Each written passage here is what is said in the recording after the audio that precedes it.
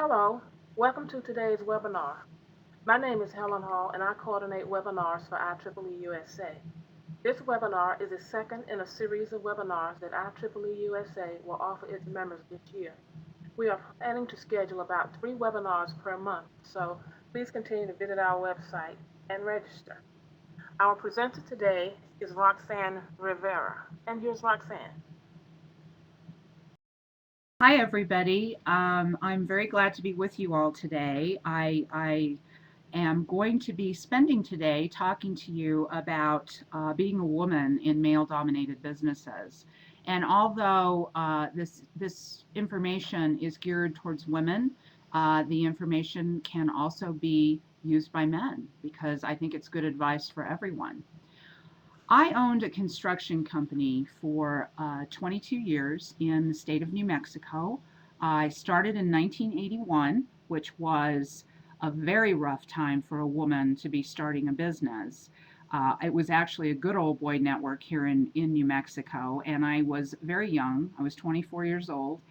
And I started a construction company because nobody told me that I couldn't. So I learned a lot. I made a lot of mistakes. I flew by the seat of my pants. But as we grew, we worked for a lot of large agencies. We did federal contracting. I was a woman-owned business, so um, I was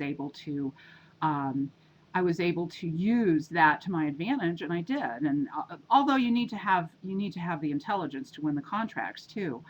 To give you an example, one of the larger contracts we did was for the Defense Threat Reduction Agency. We actually built a replica of the first Saddam Hussein bunker. We built it down at White Sands Missile Range. And it was an exact replica down to the concrete, down to the steel. It was just absolutely amazing. And so that's the type of work I did. I also wrote a book, and the name of the book is There's No Crying in Business: How Women Can Succeed in Male Dominated Industries.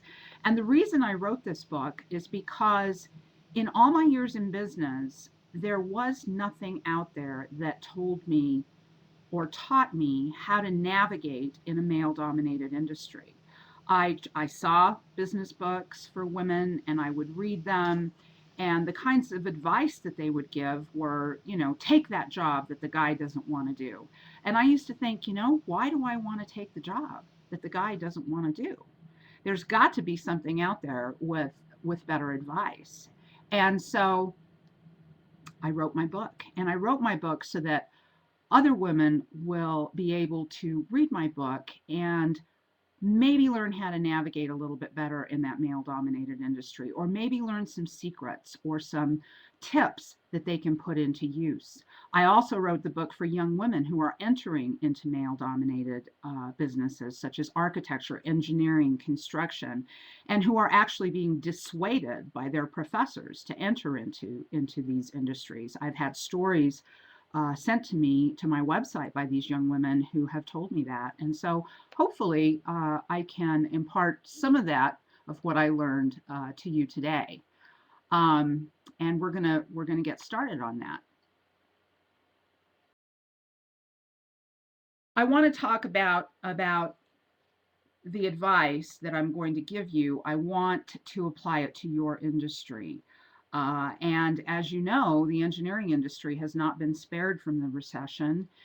In fact, according to the Bureau of Labor Statistics, unemployment for engineers rose 2% in 2009. The reality is that engineering jobs are not safe from layoffs. So the bottom line is that now is the time to become valuable to your organization, whether you are female or male. How do you do this? Well, when times get tough, your instincts might tell you to just lay low. I'm not going to rock the boat. I'm just going to put my head down and do my job. But the reality is that you need to do the opposite. But how do you go about doing that?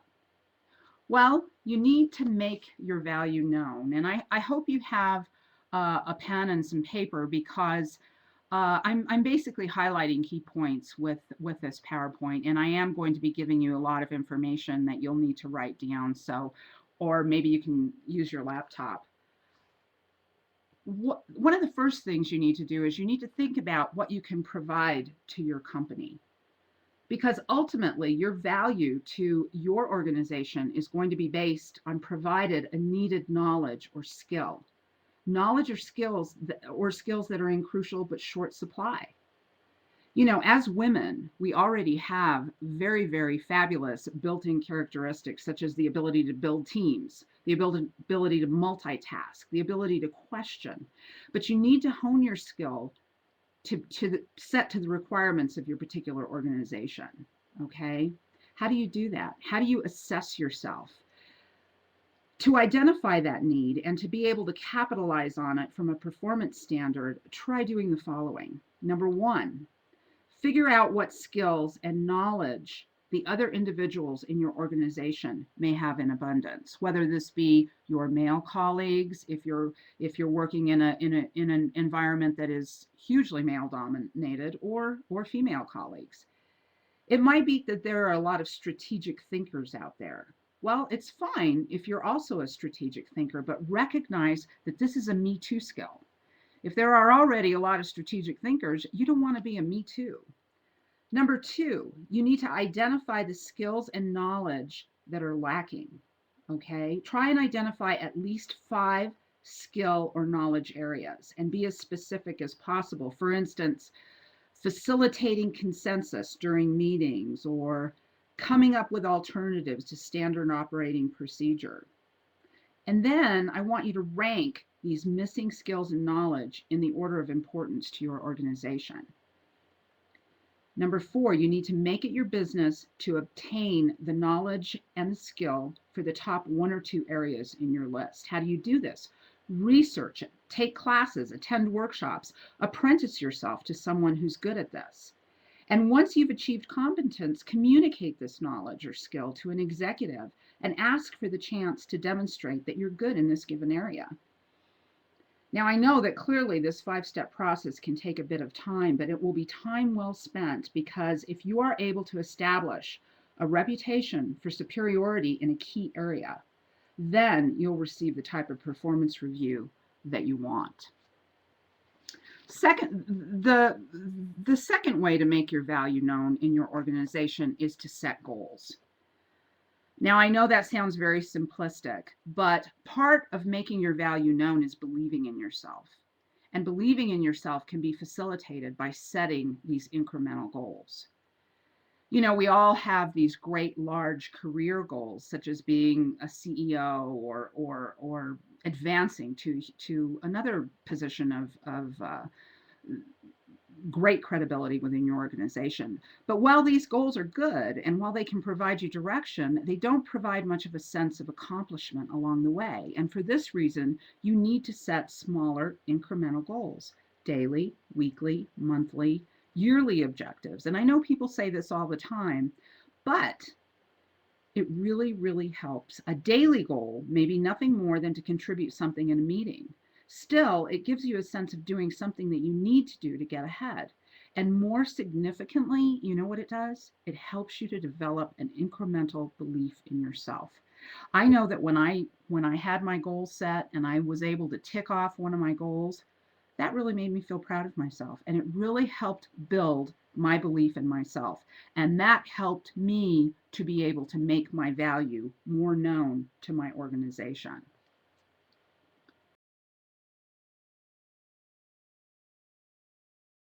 How do you show your importance every day? We often get so caught up in the daily grind and just doing what we can to get everything on our to-do list accomplished that we forget to focus on what we can do to actually show how valuable we are to our organization. Here are some advice that I came up with, taken from my years of working in the construction industry, and this will hold true in the engineering industry too. Take on responsibility. You need to communicate to everyone that you are a person who is willing to take on significant responsibility, or take it to the next level and show them. In my company, I was asked to head up the work comp advisory council in the state of New Mexico under our governor. And I was afraid to do that because I had literally had no experience. All I had done was pay my work comp fees, and that's all I did. But I took it on. I took that responsibility on. It was scary because the first meeting I walked into was all men. There were unions there, and it was pretty darn scary. I remember when I walked to the front of the room, I had that deer caught in the headlights look. I was afraid. And people told me the only reason they have you on this committee is because they want lipstick on the committee, because I was the only woman. But I took on that responsibility. And there were a lot of men at the beginning of my career that did not feel that I was credible. They did not feel that I should be a general contractor. They were the good old boys. But those same good old boys were asking for my advice after the 8 years that I finished on that work comp advisory committee. So when you take on that responsibility, it builds your credibility. It really does. It helps you to get a seat at the decision-making table. Because in order to show your value, you have to be seen. Make sure that you're included in important meetings. I say prepare to succeed. How do you prepare to succeed? You never want to be left speechless when a boss or a client or a colleague asks you a question. So you need to always be prepared. It's kind of like being a Boy Scout, but preparation isn't glamorous, and at times it seems unappreciated, but it protects you in those instances when someone important asks a pointed question and you're ready with the answer. This is a biggie. Pick your battles carefully. My husband always says to me, is this the hill you want to die on? And I always think about that when I get into an interaction with a colleague, or I'm dealing with someone that I perhaps don't get along with. I have to think about that. Is this the hill I want to die on? And I think that you need to think about that every day. There'll be days when you want to challenge your boss or challenge your colleague or get tough with someone who's being obnoxious with you. For the female participants, there might be another day that just that extra sexist comment just almost sends you over the edge. But don't let this negativity affect your performance.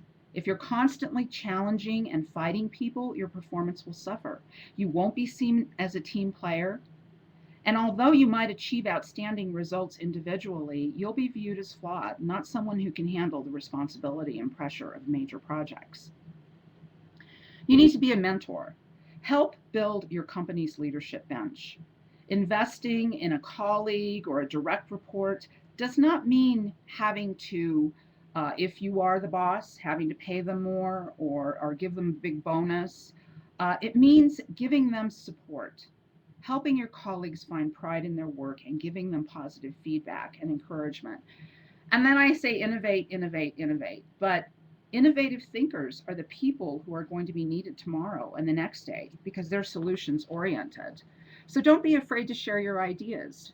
Even if they're not used, even if they're shot down, it shows that you're thinking about where the company is going and how to improve it. I heard something the other day.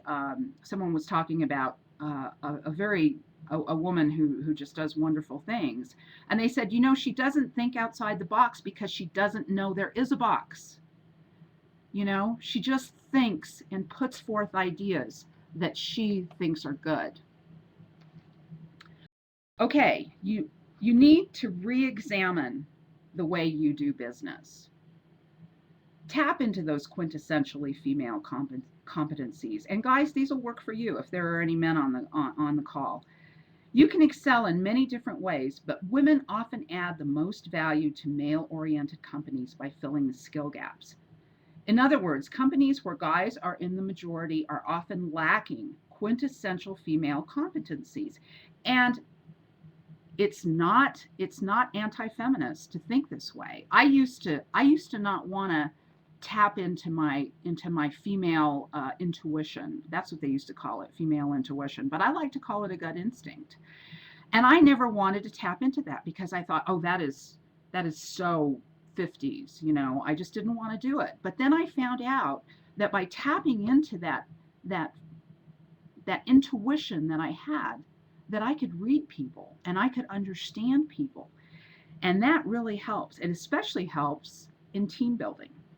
I think that nowadays, these male organizations are seeing that women possess the ability to bring people together to achieve group goals. We tend to lead by consensus. We tend to ask people's opinions. We tend to acknowledge. And so they're starting to understand how to manage the inevitable conflicts that arise. And a lot of times that's putting a woman in charge of the team.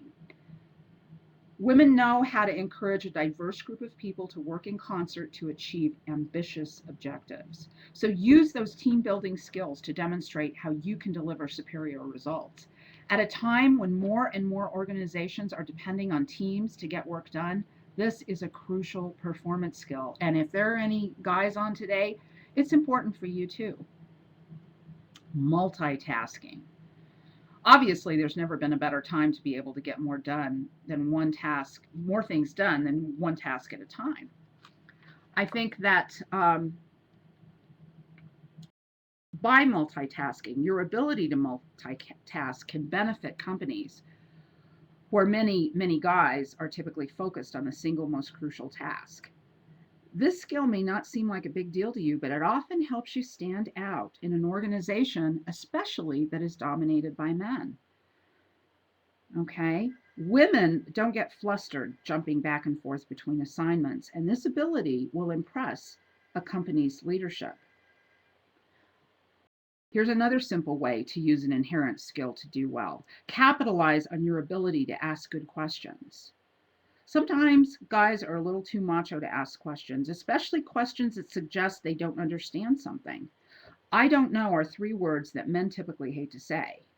This results in, it can result in mistakes. It can result in failing to capitalize on opportunities. Don't think for a second that you're putting yourself at a disadvantage by asking lots of questions.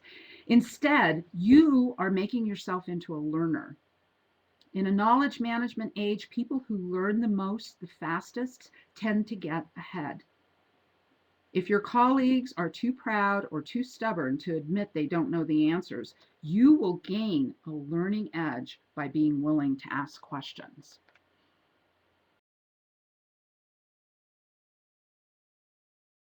Now, we all know, of course, that the core of any relationship is communicating. Having good communication skills are a must-have in today's engineering world. One factor that's often overlooked, especially in male-dominated industries, are the differences in communication styles between men and women. If you understand these differences, you can leverage them to your advantage. It will make communicating with all of your colleagues, clients, superiors, a lot easier.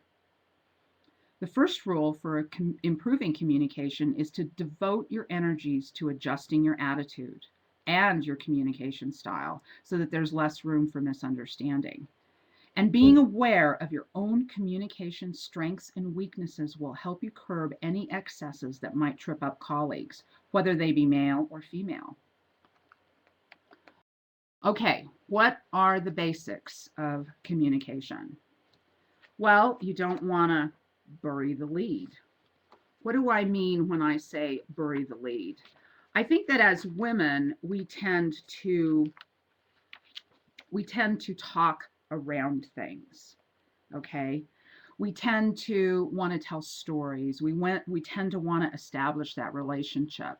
Men, on the other hand, they want to get to the point right away, okay?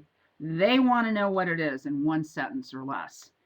And if you can do that, that will really, really help your ability to communicate with men. I know that after 22 years of communicating with men, I got to the point right away. And then after I sold my construction company, I did a little bit of consulting, and a lot of people told me I was too brusque. So I had to change my communication style. I had to become a little more touchy-feely because after being around men so long, I was used to just getting to the point right away. Men seek straightforward solutions to problems. Men favor useful advice, while women try to establish intimacy through empathetic discussion. Watch your tone. Communication isn't just about what people say, but how they say it. Your tone of voice, your facial expression, your body language can all be misinterpreted. Men and women use these tools differently. Women tend to be much more transparent in their vocal tone and gestures. If they're upset about something, their aggravated tone and oversized gestures will reflect this upset. Men tend to be less transparent. They may not display their feelings through their voice or their body language. They may also say one thing, but their nonverbal communication says another. When I had my construction company, I had a subcontractor, a gentleman, come into my office, and we were talking about he was going to be a subcontractor on one of my contracts. And I was talking to him, and I was explaining our contract with him, and he kept looking at his watch, and he kept sighing, and then he'd look at his watch again, and then he'd sigh, and I started getting really upset. I started thinking to myself, okay, this man does, if he's not listening to me, he does not care about me, he is just pushing me aside because I'm a woman. And I just got all flustered. And so I started being more guarded, and we never came to an agreement. And he got up and he left. Well, later on that afternoon, I got a phone call from him, and he said, "You know, Roxanne, I'm really sorry that I know I wasn't paying attention in our meeting, but I didn't have a chance to eat breakfast this morning, and I was starving because it was after lunch." And I sat back and I thought, you know what? It's not about you, Roxanne. The guy was hungry. And that is the difference between men and women. You know, if men are hungry, they're not, he wasn't ignoring me. He wasn't putting me down because I was a woman. The guy was hungry. So you need to, be aware of those different facial expressions. You need to be aware of the body language, and that men use body language differently than women. Listen carefully. If you want to make an impression in your organization, you need to use your listening skills to their fullest. Let me give you an example. I interviewed a woman who actually, her name is Tia, and she was fresh out of graduate school, and she went to work for an engineering firm. And she'd been there for a few months, and she was asked to attend a brainstorming session. The owner of the firm had called the meeting to solicit ideas for improving the workflow from design to client. In reality, what he wanted to do is he wanted to propose his own possible solution to the problem and obtain feedback from his people on its viability. During the meeting, the owner offered his idea, and everyone had a lot to say about it and used the idea to suggest his own spin on it. Tia, though, said nothing, but she kept her eyes on the owner.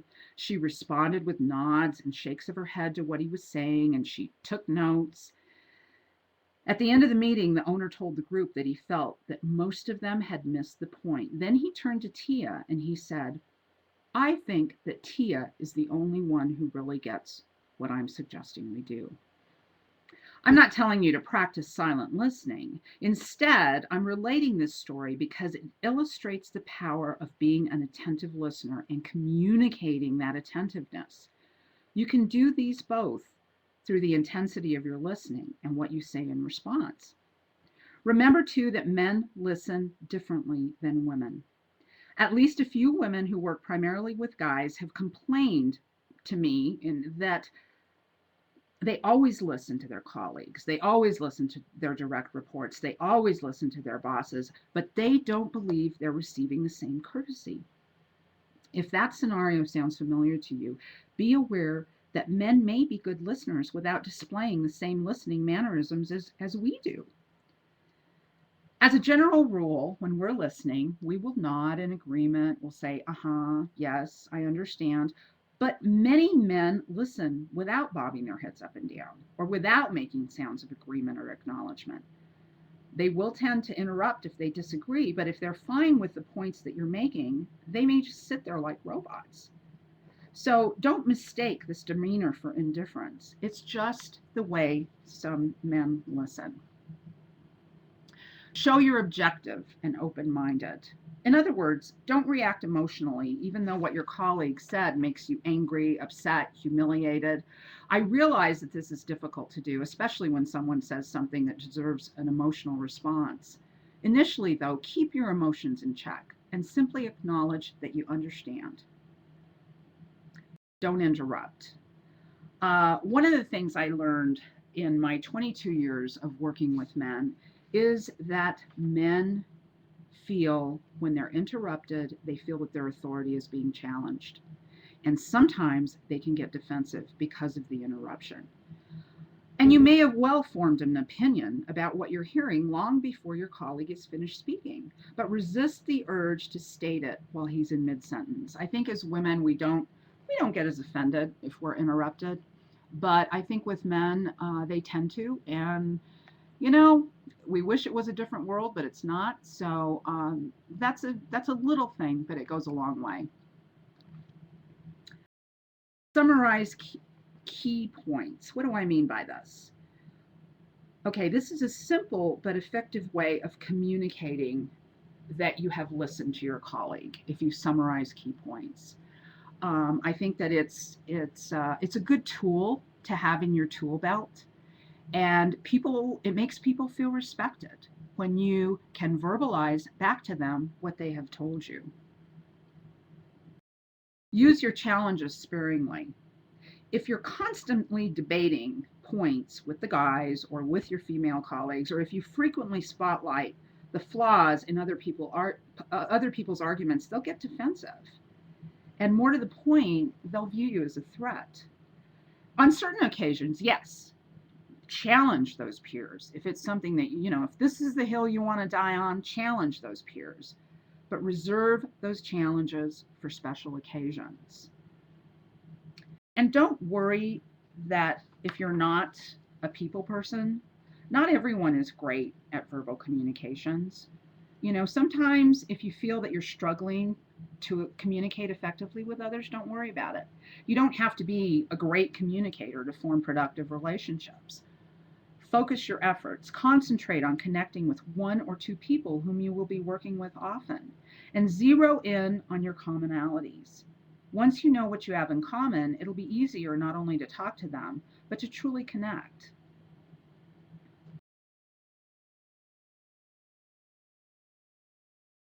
How do you handle blatant inequality? Engineering, as we all know, is a male-dominated field. So there are bound to be occasions when inequalities pop up. Let me give some examples. What if the guys at your firm are being given bigger raises than the women? With a persistent pay gap, it's going to happen. What do you do in these situations? Well, statistically, it's found, and I'm sure you've all read, that one of the reasons men make more money is because they ask for more money. We as women don't tend to ask for raises as much as men do. And I don't know what it is. I was the same way when I was younger, before I started my own company. I wouldn't ask for that raise. What we need to do is we need to sit down and we need to make out a list. Remember a few minutes ago, I talked about proving our value, showing our value to our organization. Well, write down where you are valuable to that organization. What skills am I bringing that are crucial to the operation of this organization? And then take that list into your boss, take that list into whomever you report to and say, this is why I deserve more money. Because sometimes it's okay to ask for a raise during an economic downturn. I think a lot of times people are wanting to invest in the people that work for their organizations, because when the economy picks up, they want to be ready to hit the ground running. Okay, here's another example. And we can talk about this more in Q&A about, here's an example. In a meeting, a male client makes a disparaging remark about women, or about you as a woman, or just a disparaging remark. What do you do in that situation? Well, there are several things you can do. You can stand up. You don't have to go over the edge. You don't have to get angry. What I did, one time I was in a meeting, I actually sat on the board of directors for Associated Builders and Contractors before I became their president, which is kind of ironic. I've come full circle. But this was in the mid 90s, and I was sitting on the board. I was the only woman on the board. And I got to the meeting, and I was sitting there, and it was about 5 minutes before the meeting started, and the guys started talking. And as you know, guys sometimes do, they started joking, and the joking started to get a little cruder and a little cruder. And I just sat there. I didn't say anything, but I started to turn red.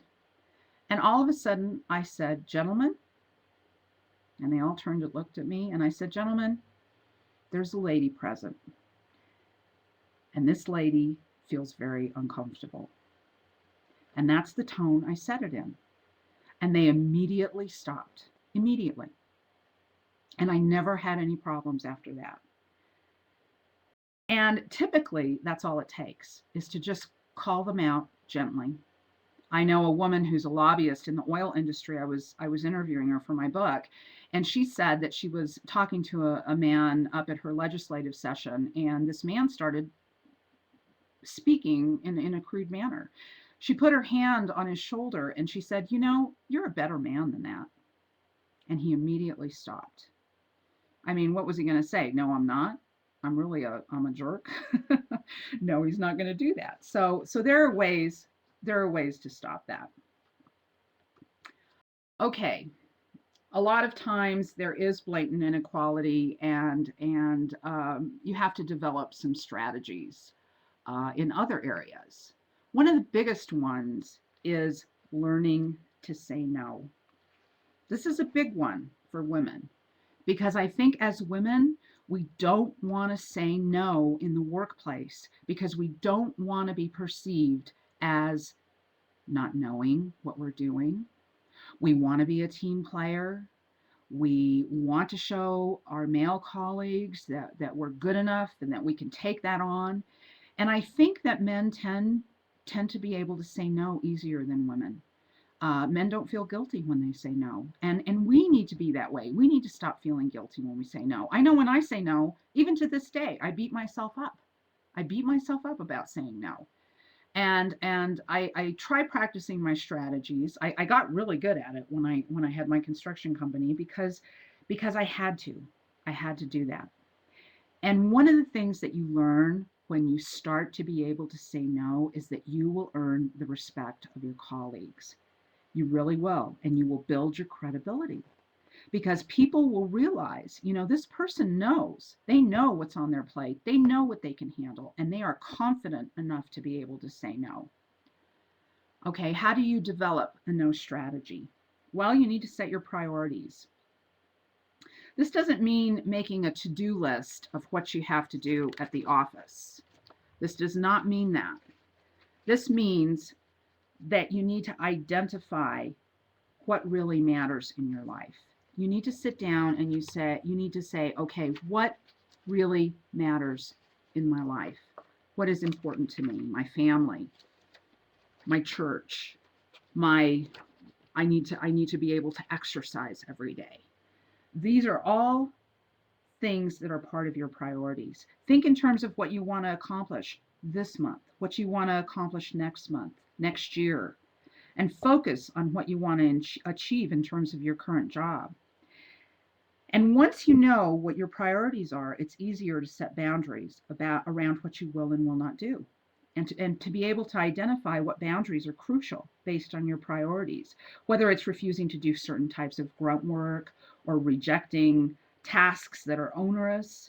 Make sure you're saying no to them because of your priorities and not just because you don't want to do it. Next, figure out how well drawn your boundaries should be. In other words, are you willing to make an exception in certain situations? Maybe you'll travel if it's crucial for the business and no one else is as well qualified as you. Figure out which boundaries are inviolate and which are flexible.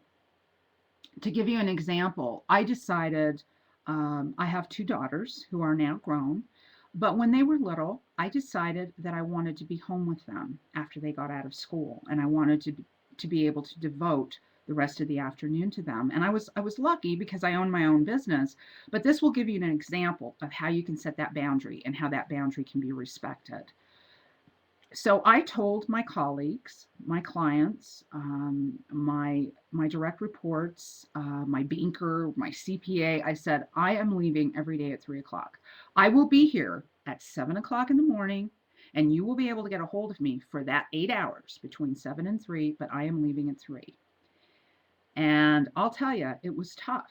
I had colleagues telling me, saying, "Oh, you can't hack it. Your kids, you're making your kids too, women always do things like that." But you know what? I hung in there and I stuck to my boundary.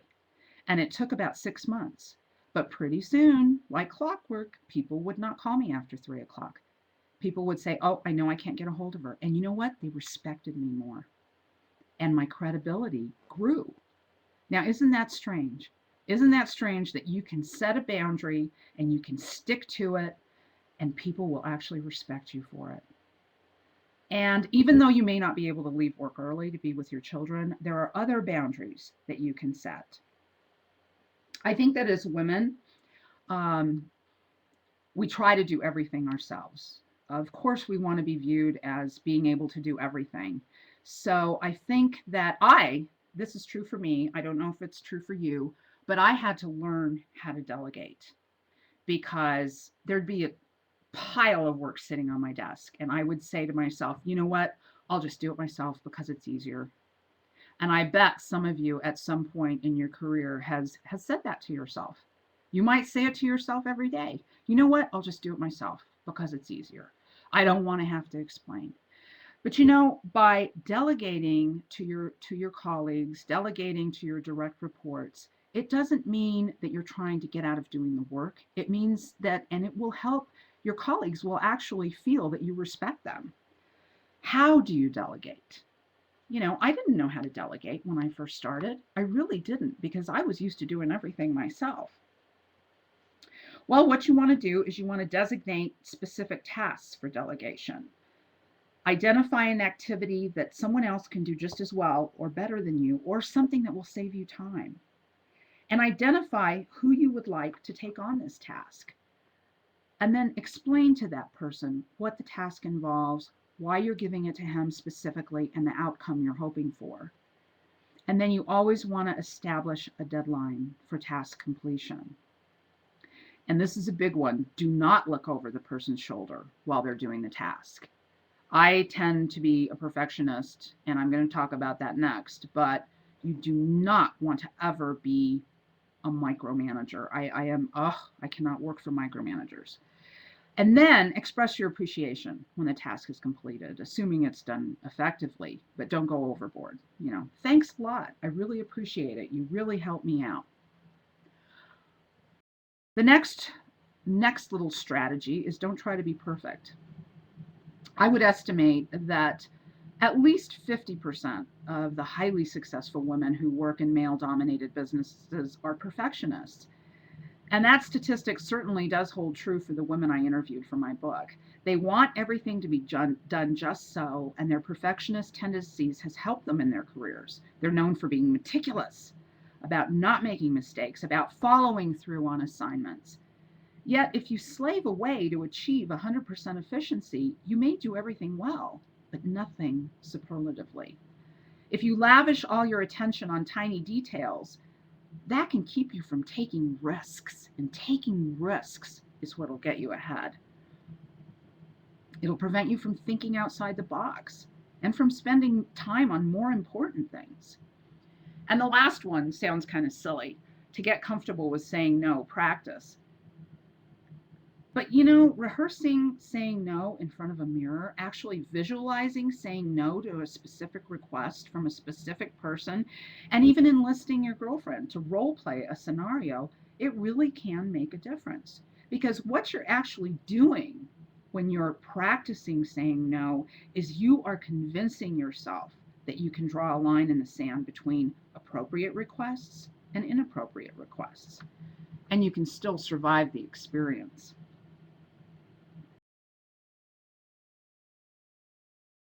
One of the big things that will really, really work towards your success, and this is something that you can do in especially in this economic climate. And that is, you need to become a person of influence. You need to become a power broker. And what do I mean by that? That sounds really huge. But in every organization, there's a small minority of people who are known as influencers. Everyone from new employees to senior executives immediately recognize and respects them. And not just because they're the CEO or because they have an impressive title. Many times, people of influence are those who have accomplished things outside of the company, and these accomplishments will elevate their stature. They're distinguished by their outside activities. It may not be that they've excelled, but whatever they have done, it has served their careers well. And as a woman working in a male dominated company, you can give your career a boost if you become a person of influence. How do you do this? Well, there are some simple things you can do. Get your name in print. Write an opinion piece for your local newspaper. I've written and I did write several op-eds, many op-eds over the years, and people always used to come up to me and say, wow, that was great. And it was simple. I just sat down, put my words on the paper, and they published it. Write an article for your trade magazine. They're always looking for articles, and I always got articles published in my construction magazines. Volunteer for a board position in your community. A lot of people have told me, how do I do that?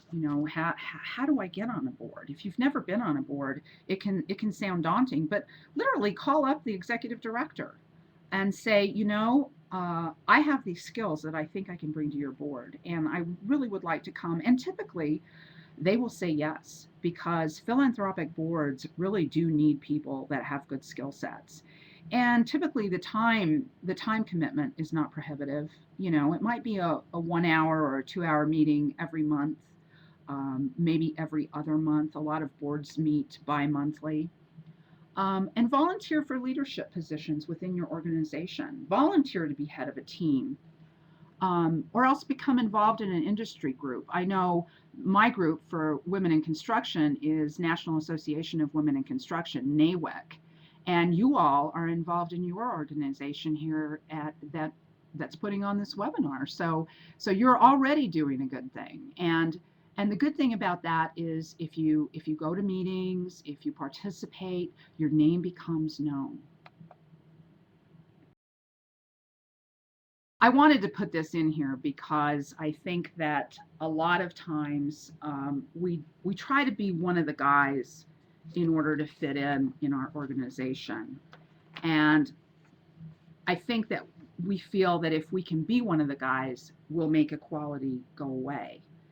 It's natural to want to fit in. Who doesn't want to feel like a valued, integral part of your group? Inclusion and affiliation are common needs that organizations meet. But for women, it's a mistake to try to be one of the guys. There are many ways that you can fit in without trying to be one of the guys. What are these? What are these ways? Well, I say wait to be invited. What do I mean by wait to be invited? I think a lot of times women wanting to be part of the group. You might want to join your male colleagues for lunch, or you might want to go with them to play golf. Because for guys, a lot of times business is not conducted in the workplace. I think you should wait until you're invited. I was always tempted to want to go along for lunch, and I was just patient, and I worked diligently. I became approachable, and I got that invitation. I also say listen more in social settings and speak up more in the office. Statistically, women do not talk in meetings as much as men do. Think about the meetings that you're in with your male colleagues. I think with men, it's about the hierarchy. It's about, the guys want to show that they're good at their jobs. And I think that we as women tend to sit back and not say what we really want to say. And I know there were many times that I would think of something really, really wonderful to say in a meeting, and then I would stand up And the voice that came out of me was this little tiny mouse voice. And I thought, oh my gosh, Roxanne, what are you doing? Speak up. And so I think that we need to get more involved in the office, speak more. And I think we should listen more in social settings. As women, we're about relationship building, so we tend to talk more in social settings. But a lot of times, if you listen, and if you're talking to a male colleague in a social setting, you can get to know that person better, get to know more what they're about. Um, don't gossip with your male colleagues. That is really, really huge. You might be tempted to talk to one man in your company about another man who might be causing you problems, but be careful. If these guys have been working together a long time, history will beat rapport. I mean, you may think you have a good rapport with this guy, but these guys will not honor your request for confidentiality. Okay? Even if your conversation with one man about another is harmless, the fact that you engaged in it reinforces a stereotype that you don't want to be a part of. I say be cordial in here because I think a lot of times we forget that by simply being cordial, just by simply being cordial with guys, we will tend to be able to win them over. I know a lot of times I tried to be a toughie and I tried to be harsh, but you know what? It didn't help me. And maintain your standards of behavior. If the guys are being silly, you don't have to be silly. Just, be yourself, maintain those high standards of behavior, and it'll work. I know that none of this advice is going to make the recession go away. It's not going to guarantee that the employment climate of the engineering industry is going to improve. But I think that this will make it easier for you to survive and to be able to thrive while you do it. Thank you very much. I'm ready for Q&A if you'd like.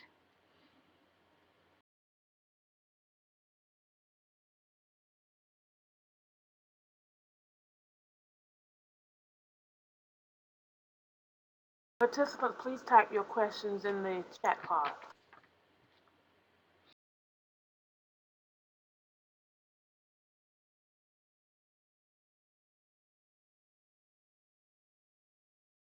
Okay, I have a question that says, how how do I become an influencer without any authority at work?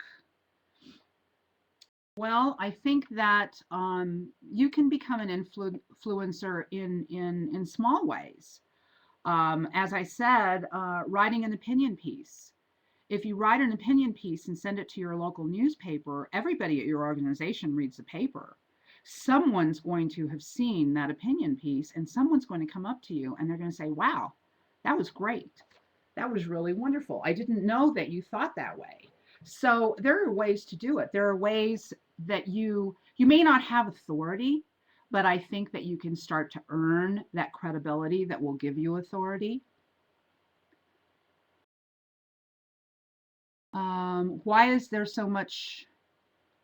Well, let's see.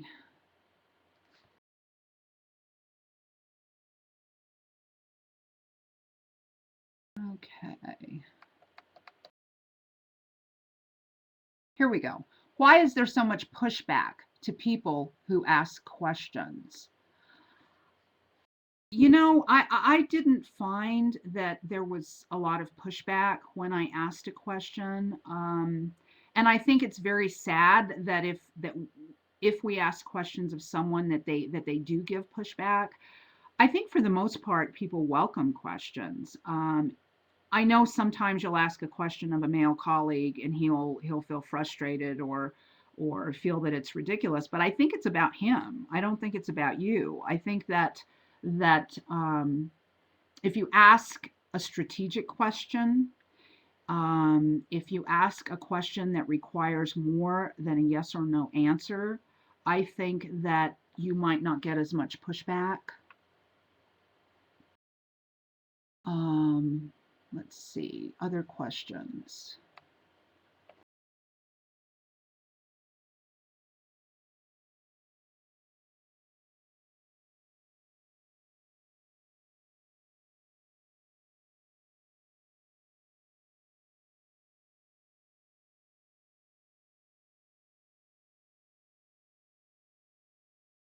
Okay, this one question got cut off. Do you have any advice for extremely intelligent women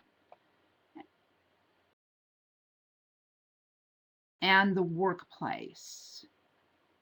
Can you expand on that question? I think that as intelligent women, we're faced with many challenges in the workplace, and I think that while we can be very successful, I think at times we tend to get frustrated because we want our value to be known.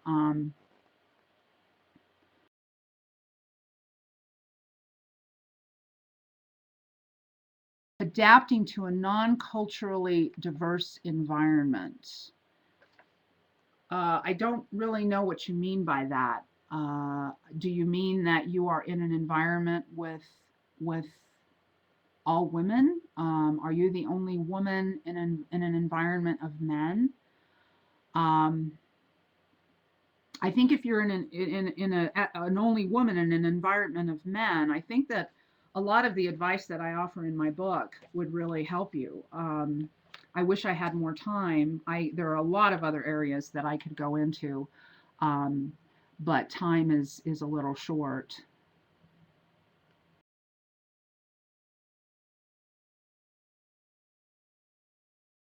I've been accused of being bossy when I am just trying to delegate tasks. I think that a lot of times as women, there are preconceived notions that we are bossy or that we're uppity or snobby or um, I used to get that a lot. But what you need to do is you need to just ignore it because you're doing your job. And a lot of times, if you're an assertive woman and you're doing your job, a lot of people see you as being snobby or being pushy. And I don't think men are viewed as being pushy when they're authoritative. I think that unfortunately that's something that we as women have to deal with. So my advice for that is just keep doing what you're doing. Um, Hold your head up. Don't be cordial, as I said, but don't be afraid. If some people perceive you as pushy, well, that's too bad. Um, there's another question. How can I be direct without being viewed as a threat? I think that men appreciate directness. I know sometimes being direct, as I referred to in the prior question, you may be seen as being pushy, and and I think that a lot of times it's very easy to label women, especially women who try to be authoritative. Um, I think that in male cultures, you can be unfairly labeled, and there's a lot of sensitivity. There's a lot of sensitivity to oh she's being pushy. I think people are more quick to label and more quick to judge. Um, I think that a lot of times you get that label when what you do or what you say um, fits the men's stereotypes of hard charging working women. Um, but that's not a label that has to stick because there are plenty of ambitious and outspoken women in male dominated industries who can avoid being negatively stereotyped. Um, I have a lot of advice in my book about that. I have one whole chapter that is devoted to that. Uh, I think I can take a couple of more questions.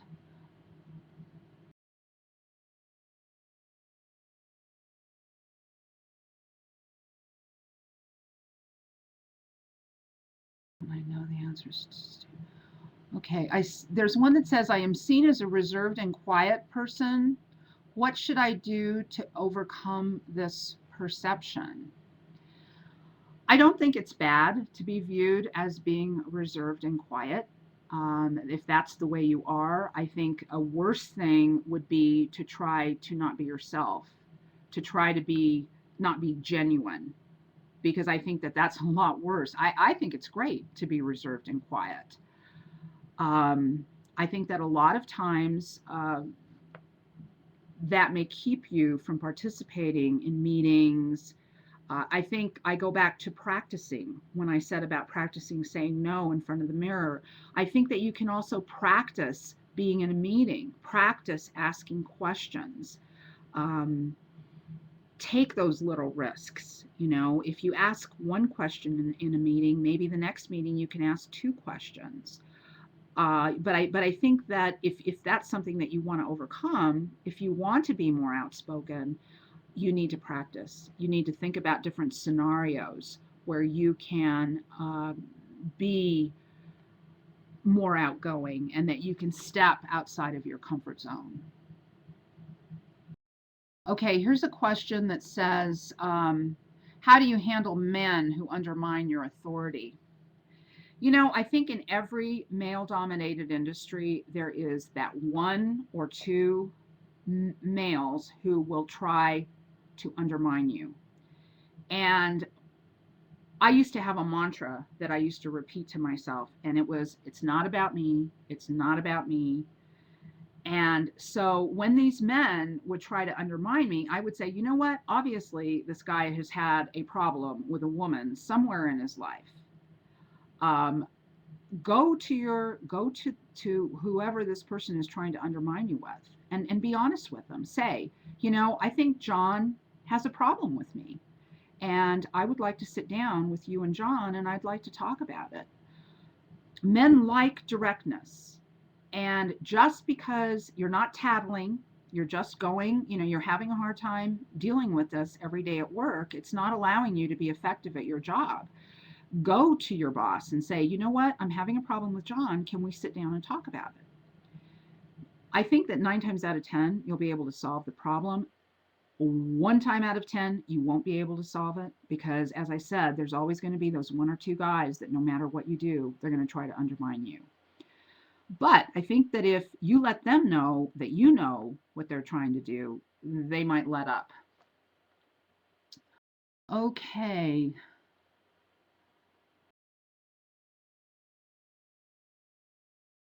It seems that men and women are threatened by intelligence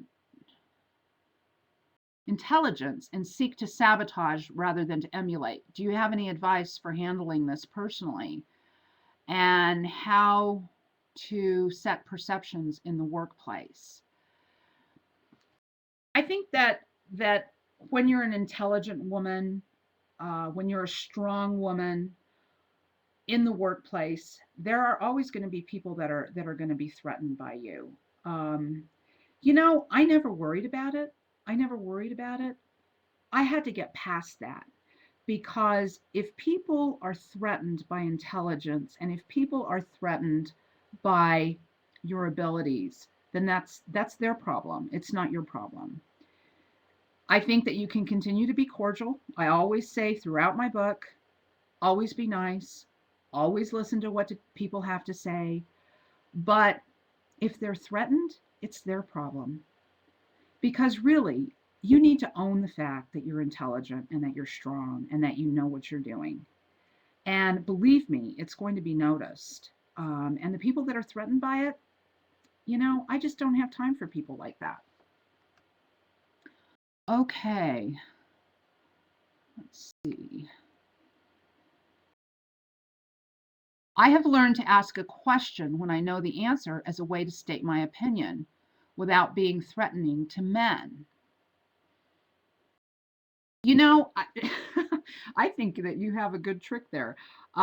When I used to have to give an order to a male colleague, rather than saying, Joe, I need you to do this, I would say, Joe, don't you think it would be a good idea to do this? And I think that's kind of what you're saying is that you kind of try to include that person and bring them in by asking their opinion. And you know, it doesn't hurt. It doesn't hurt to do that. I think that if you can state your opinion, even if you have to frame it in the way of a question, I think that's great, you know, because as I said, in a perfect world, women would not have to deal with this, but it is not a perfect world. So we have to learn how to deal with these male colleagues.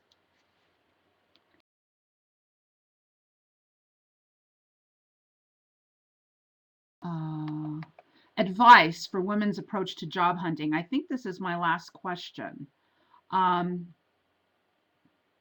well, I think that we have to take an approach to job hunting just the same as approaches men take. I think a lot of times it really helps with who you know. I would have, if I needed a job, I would call people up that I know, and I would say, this is my skill set. This is what I'm looking for. Do you know somebody that I can talk to? I would use my connections. I would use um, my network, and that's how I would get the word out. And I would use my organizations that I belong to. I would, because I think that so many people are submitting resumes online, and so many people are job hunting that way. I think that you have to think outside the box in that way. Helen, can I take another question? Yeah, I think we need to wrap it up, Roxanne. And Okay. I just want to thank participants for participating in the webinar and encourage them to continue to visit our website and register for more webinars. The presentation is being recorded and will be available on our website for viewing within a few days. The slides will also be there for download. Thank you again. Thank you.